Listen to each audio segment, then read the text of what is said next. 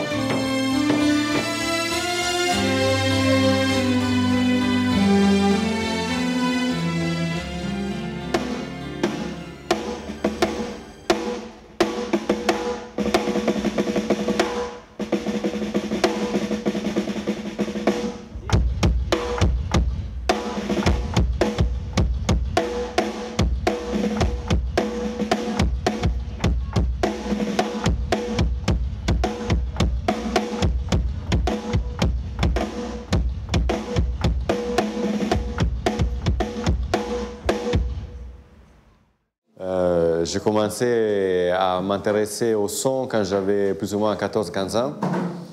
Et tout de suite, disons, quand j'ai commencé à jouer de la musique, je me suis intéressé à l'enregistrer et vite fait à essayer de comprendre comment ça marchait, une table de mixage, un microphone, à l'époque des enregistrateurs à cassette. Et à fur et à mesure, j'ai commencé à faire des concerts. Et pendant que je faisais les concerts, j'ai sonorisé les concerts des autres, des amis. Et donc, j'ai commencé comme ça, mais vraiment, qu'est-ce qui se passe si je fais ça? Qu'est-ce qui se passe si je fais ça? Et à un moment donné, je me suis dit, j'ai compris de façon empirique, et il faut que je me spécialise un poil plus. Donc, j'ai fait une école européenne de techniciens du son. Et grâce à ça, j'ai compris pourquoi, quand j'ai tourné un truc, ça donnait quelque chose, etc. etc. Donc, j'ai compris aussi beaucoup plus de détails et comment ça marche, disons plutôt dans les réseaux de ce que les Français appellent la musique amplifiée. Moi, je suis italien, donc c'est plutôt toujours une question de passion plutôt qu'une formation de travail qui existe. Il y a toujours, disons, l'esprit, c'est toujours qu'il faut se débrouiller. Il n'y a jamais la situation top, il y a toujours quelque chose qui manque, quelque chose qui ne va pas. Et donc, on apprend, dès qu'on est jeune, à se débrouiller avec les moyens qu'on peut trouver. Donc, à trouver des solutions, même créatives, à n'importe quel problème. C'est comme ça que j'ai appris à me débrouiller dans n'importe quelle situation.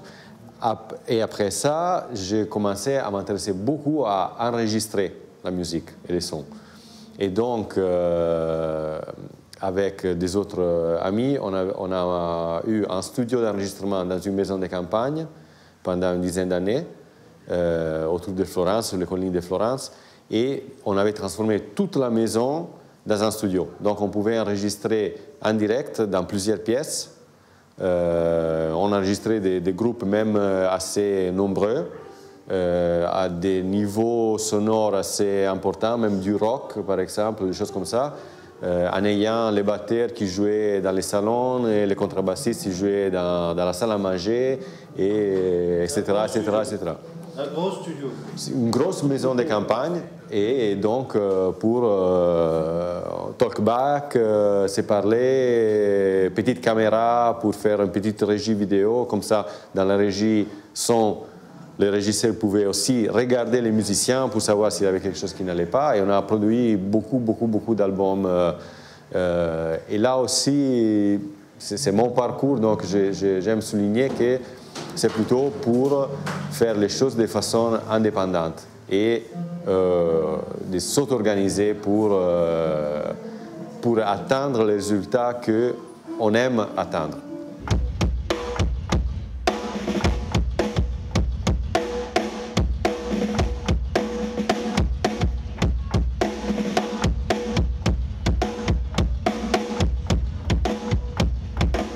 jouez de la batterie. Donc, on sait que la prise de son la plus compliquée, c'est la batterie. Dans la musique occidentale, c'est la batterie, Voilà. surtout parce que on pense toujours que la batterie, c'est un instrument, en effet, c'est 7, 8 ou 9 instruments. Ouais. Parce que la grosse caisse, c'est un seul instrument, pas parce qu'il est aussi riche au niveau timbrique comme un bendir, par exemple, mais parce qu'elle a besoin d'un micro à elle. Et c'est un micro spécial, disons un type de micro spécial, etc., etc. La caisse claire, c'est un autre instrument. Donc, les batteurs à l'occidental, c'est une invention du XXe siècle. C'est le moment où il n'y avait plus d'argent pour payer les percussionnistes qui faisaient partie d'une fanfare, et on met tous les instruments dans les mains d'une seule personne. Et c'est une création très récente.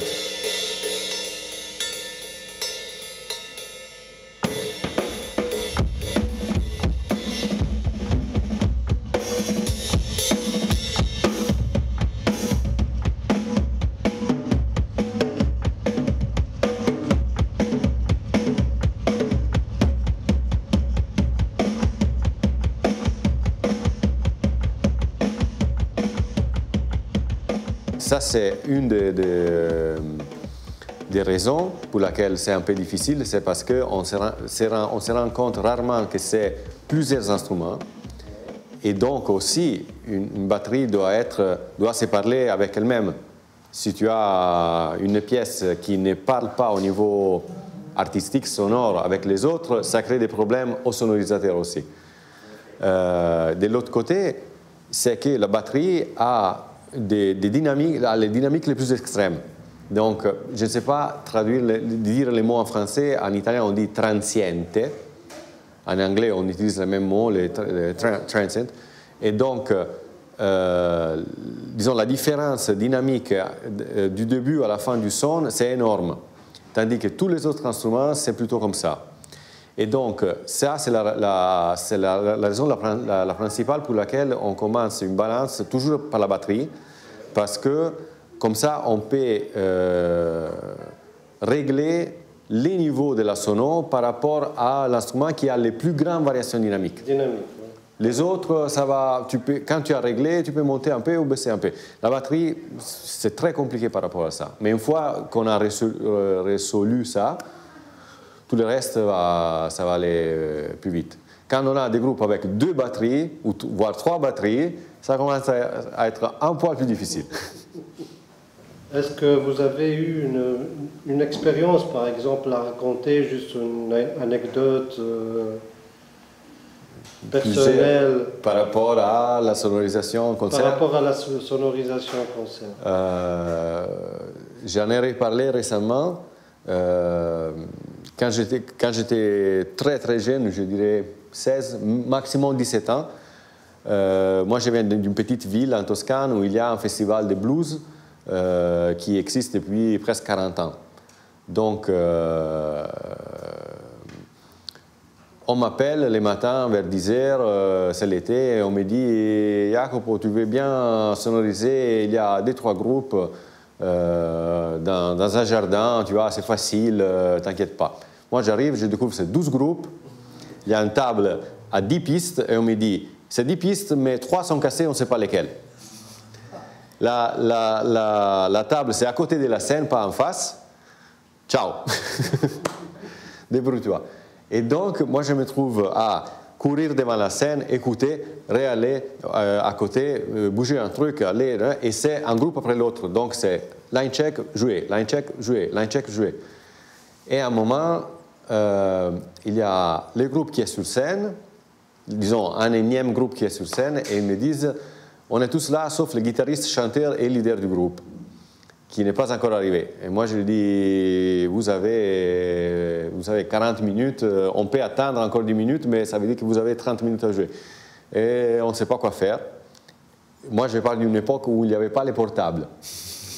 Donc, tu es là, tu n'es pas là, c'est tout. Et donc, il se regarde, et on voit du fin fond du jardin, c'était très grand, un mec qui court avec sa guitare Stratocaster dans la main, et il dit comment est-ce que tu dis, compte 4. 1, 2, 3, 4. Il crie, comptez 1, 2, 3, 4, 1, 2, 3, 4, j'arrive. Donc, le groupe commence à jouer. Il bat 4, commence à jouer. Lui, il saute sur scène, il prend un jack, il met son jack et fait un concert magnifique. Et il est arrivé comme ça. Et il a appris la situation dans ses mains comme ça. Et là, j'ai appris quelque chose. Il faut, pour monter sur scène, il faut avoir de l'intention. Être très présent. Moi, ça ne m'intéresse plus. Moi, j'ai été obsédé par faire de la musique, passez-moi les termes, d'avant-garde, dans le sens de créer quelque chose qui hier n'existait pas, pour contribuer à l'évolution de l'humanité, dans le sens que si on reste toujours à faire les mêmes choses dans la même façon, on serait encore là en train de battre des pierres, et par contre, on a construit des instruments incroyables comme un canon, qui est hyper compliqué. Le canon, il ne descend pas de l'arbre. Même pas un sifflet descend de l'arbre. C'est quelque chose un canon et un sampler, un synthétiseur et un ney sont aussi compliqués les uns les autres. Et donc, de vouloir chercher quelque chose de nouveau, m'avait fait oublier que, en effet, la chose la plus importante, c'est l'intensité. Donc, maintenant, je peux regarder l'énième musicien, l'énième groupe qui fait les mêmes styles de musique, mais la chose qui m'intéresse, c'est son intensité. S'il croit dans la musique qu'il fait, ça me parle et ça parle à tout le monde.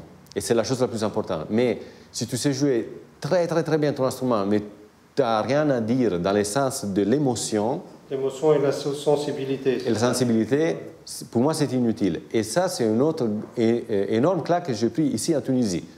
Parce que ça fait 10 ans que je viens en Tunisie et je connais des musiciens tunisiens. Et c'est toujours ça qui me frappe le plus, c'est le niveau de passion et de vouloir donner des émotions en premier lieu. Même avec des musiques que moi, je ne supporte pas, parce que moi, j'adore la vieille musique tunisienne, par exemple. Je suis un énorme fan de Saliha. Et pour moi, Saliha, c'est ça. Ce n'est pas une énorme technique vocale, ce n'est pas un kalsoum. Mais c'est une émotion qui m'arrive même si je ne comprends pas les textes. Ça passe au-delà de ça.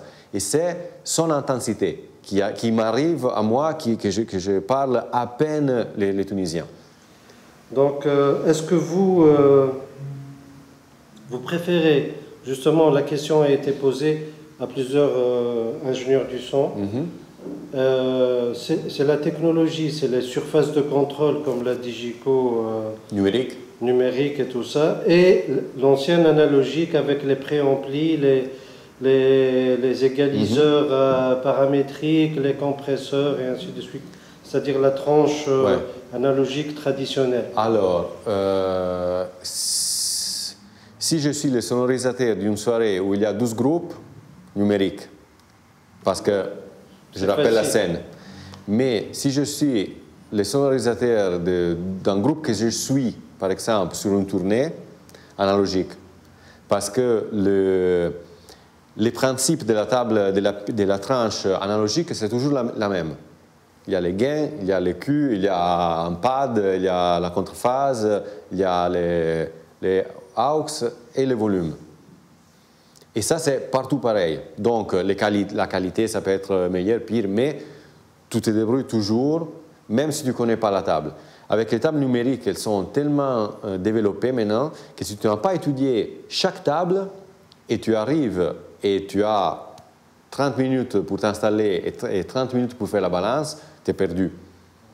Donc, un pays comme la France, par exemple, où il y a beaucoup de moyens économiques et donc toutes les salles, dans n'importe quel petit village, ont des tables numériques énormes, dernière cri, etc., etc. Les problèmes d'un sonorisateur, c'est de ne pas pouvoir suivre et pas pouvoir avoir étudié toutes les tables que peut-être il va se trouver devant. Et donc, si au contraire, tu es le sonorisateur de telle salle et donc tu travailles toujours, chaque jour, sur la même table, bien sûr, oui, le numérique, c'est moins lourd.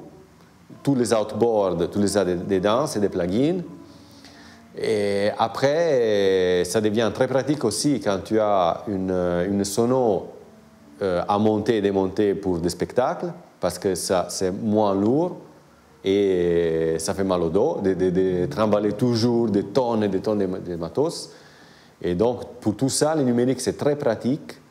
Moi, je ne suis pas là pour dire que l'analogique, ça sonne mieux que le numérique. Ça dépend, là, ça dépend vraiment de l'argent. C'est ton approche personnelle, ce que je veux. Oui. C'est pas une question de budget ou bien de... C'est personnel. Toi, qu'est-ce que tu préfères? Analogique. Analogique, directement. Oui. Mais parce que j'ai les cheveux blancs. Mais pas seulement pour ça. Non, surtout dans tout ce qui peut être les rock. Ouais. Les rock, je parle tout, hein, vraiment tout. Tout ce qu'il y a, toutes les musiques qui peuvent avoir une batterie et une guitare, etc., etc. Moi, je trouve que l'addition sonore électrique, donc à travers une planche analogique, elle est plus cohérente à ce qu'on a l'habitude d'entendre. Tandis que si c'est un logiciel qui fait une addition de chiffres, c'est lui qui décide. Et peut-être c'est aussi une habitude. Et ça marche beaucoup moins pour toute la musique électronique moderne, bien sûr. Mais dès qu'il y a des chanteurs sur la musique électronique, moi je crois que j'ai vu qu'on commence à faire des boîtes à rythme à lampe. Pourquoi? Vu que c'est des boîtes à rythme qui créent un son qui ne doit pas être proche d'une vraie batterie, mais par contre être un son très très très numérique, qui est très intéressant. Moi je ne suis pas contraire à la musique numérique, moi je fais de la musique numérique. Je suis batteur, mais je suis saxophoniste, je joue la guitare, je joue la basse, je joue l'ordinateur. Et si je joue l'ordinateur, je ne vais pas créer une musique comme si j'avais une vraie batterie, mais fausse. Je veux quelque chose que je ne peux pas faire avec une vraie batterie. Mais c'est vrai que quand je mixe si je travaille en studio et je mixe sur une table numérique, j'ai besoin d'avoir une addition finale à lampe. Ça me manque sinon, ça ne se mélange pas de la même façon. Et même ça revient l'enregistrement de la batterie sur bande lisse, sur un pouce ou bien... Ça change. Il y a 2 ans, j'étais à San Francisco en tant que batteur pour participer à un disque d'un ami à moi américain qui faisait, disons, un disque d'afrobeat, mais avec des compositions très compliquées. Et on était un ensemble de 14 musiciens, dont 6 on était percussionnistes batteurs. 2 guitares, 2 orgues, mais les orgues, les vrais orgues, Wurlitzer, etc., basse, cuivre, etc. Et ils ont décidé d'enregistrer tout ça avec 2 micros dynamiques, des 57, et toute la batterie c'était un 57 ici, un 57 dans la grosse caisse. Point. Et moi j'ai vu ça, j'ai dit, bon, ils ont enregistré sur bande. Et après, on revient dans la régie pour écouter les premiers morceaux, c'était magique. Et parce que l'ingénieur du son, que c'était l'ingénieur du son de Yoko Ono, de plein de trucs là aux États-Unis, c'est quelqu'un de mon âge, 40 ans. Et lui, il a étudié les sons de Fela Kuti, il a regardé des documentaires sur Fela Kuti et il a vu qu'ils enregistraient avec des dynamiques, des petites dynamiques. Pourquoi pas? Si les musiciens sont polis et savent jouer les uns avec les autres, on a joué à 14 dans un studio sans casque. Et je répète, 6 percussionnistes, donc il y avait du volume, mais on savait tous qu'il fallait respecter les autres. Moi, je pouvais entendre les musiciens qui étaient de l'autre côté de la pièce. Je pouvais entendre les saxophonistes sans l'amplification, etc., etc. Et ça, c'est autre chose, c'est les styles à l'américaine. Si tu sais jouer, si tu as un bon instrument, un 57, ça suffit. Ça suffit. Tu as un bon son. En studio, en concert, si tu as besoin de maquiller les trucs, mettre en effet un compresseur comme ça, ça veut dire qu'il y a quelque chose qui ne va pas.